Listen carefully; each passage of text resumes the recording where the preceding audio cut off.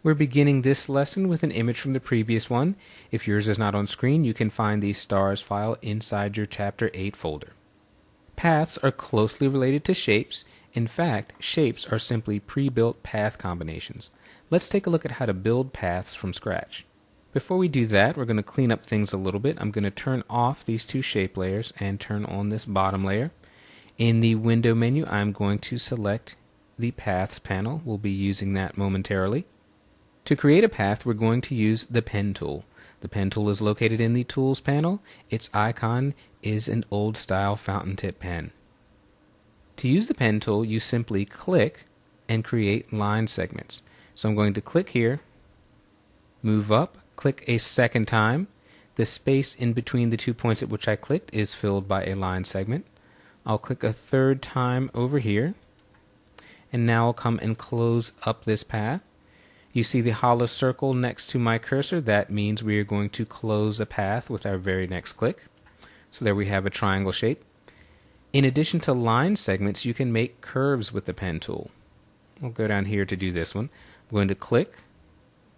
At our second point here, I'm going to click, hold the mouse, and drag to the right. And you can see now I've got some curve control points here. And I'll make a final click down there. I'll make one more curve shape. I'm clicking on the Pen tool icon a second time just to tell Photoshop that I am finished with that path, and this will give me the ability to draw a completely new set of line segments. For this third path, I'm going to click, drag down. There's my curve control points. I'm going to make a second click and drag down. And a third set, I will click and drag up. Once we've created the initial shapes of curves, we can go in and edit those shapes. In the Tool panel, just beneath the Pen tool, we have two selection tools. We have a Path Selection tool, which will select the entire path. What we're going to use first is the Direct Selection tool. This will allow us to select control points and anchor points. So if I go back up to this first curve that I drew, click right here in the center, you can see that I have access to this left control point. I can drag this out to extend the shape of my curve, and I can drag it up to bend it. If I click a second time here in this middle box, I get the lower half of that curve, and I can drag this one out, extend this up as well, and now I have a much more interesting shape. Well, that's all well and good, but what can we do with paths? Well, two things that we can do are fill and stroke them. I'm going to go back to the Tools panel, and this time we're going to choose the Path Selection tool.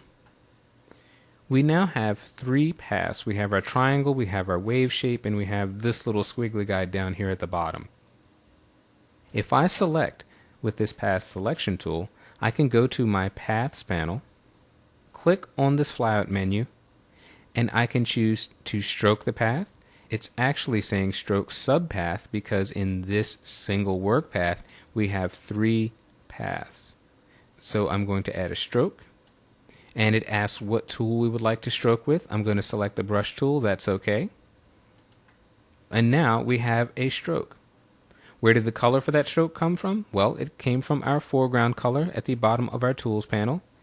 The width and hardness of that stroke, however, came directly from our brush tool.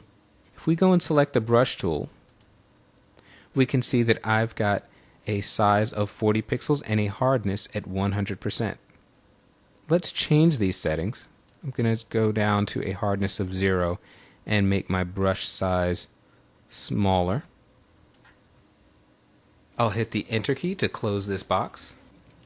And now what I'm going to do is go back and undo, Command Z on the Mac, Control Z on the PC. Now I'm going to do the same thing. I'm going to select our Path Selection tool, click to select our path, and under Stroke Subpath I'm going to select the same options, the brush tool. This time, however, you can see that because I had changed my brush options, the stroke is completely different. I'm going to go and select this triangle up here because I had closed the path, and I'm going to fill it. So I'll go to Fill Subpath.